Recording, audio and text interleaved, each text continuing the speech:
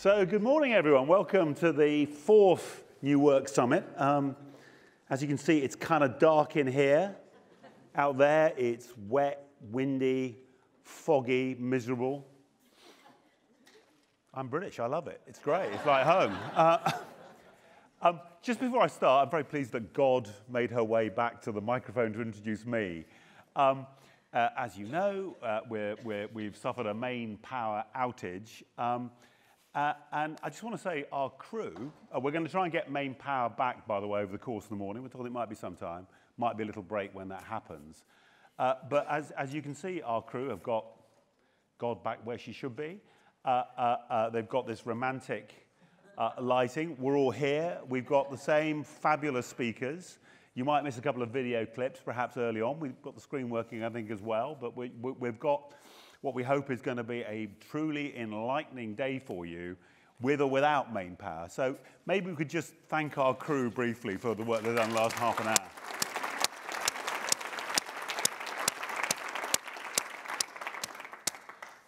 So around 400 years ago, Thomas Hobbes wrote the following. He said, through language, man is not made better, but only given greater possibilities.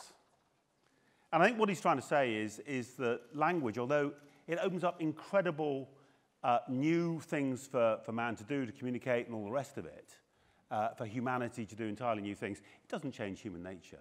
And it doesn't tell you how this new capability is going to be used. And I sometimes think if Hobbes was around today, he might cross out the word language and write tech. It definitely increases our possibilities. It doesn't tell us very much about how human nature is going to respond, and if in any way human nature is going to change, for good, for ill. Human instincts, human faults may still play out.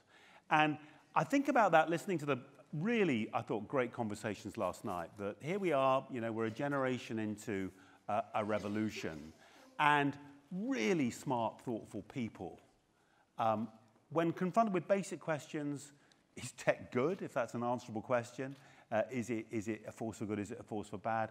What should politicians do? How should they think about it? What should the public think about the economic, social, cultural consequences of all of this? The questions from the smartest people in the room are very tentative, very tentative. Well, not Cara. She's not tentative. Everyone else is very tentative. And it's like we need a moment of reflection. We need a moment to pause and think through, what does this mean? What does this revolution mean? How should we respond to it? But the fundamental fact is there isn't going to be a pause. There's another wave about to crash, or is already crashing, which is AI. And we're somehow going to have to think it through as we experiment and experience AI at the same time. And I think, in a way, to me, that's why this conference has got the right theme. We're wrestling with it. The New York Times, we're covering machine learning and AI pretty much every day now, and in lots of different ways. But we're also living in it as the company. We're using machine learning more and more in more and more different ways to do different things, from how many copies of the physical New York Times do you deliver to a given Starbucks? What's the most rational way of thinking about that? To profound changes. The first layer of editorial oversight of incoming comments to the New York Times is now handled by a program which has learnt on something like 16 million different comments, and gives a probability of what the next stage, which is human curators, gives a probability and a ranking of those comments for the likelihood that a human editor will find them appropriate for publication. But we're also scratching our heads as a company, about the boundaries, and in particular when you get into editorial judgment, how we should think about the human-machine boundary and the rules of engagement.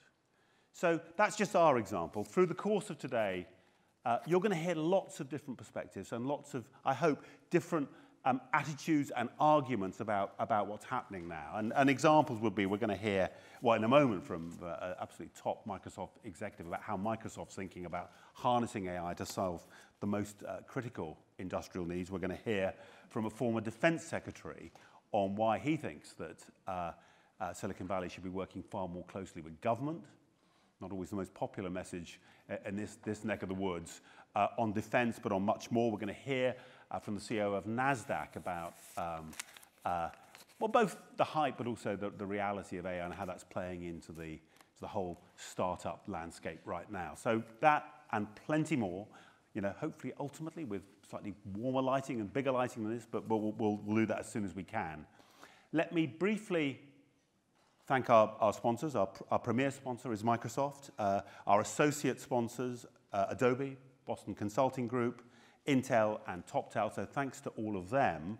And thanks to all of you for coming. And I hope you'll all feel you can take a very active part in today's discussion. So thank you from me. And please now welcome to the stage David Gellis, our great corner office staff from the New York Times, who's going to be in conversation with Brad Smith, the president of Microsoft. Here they are.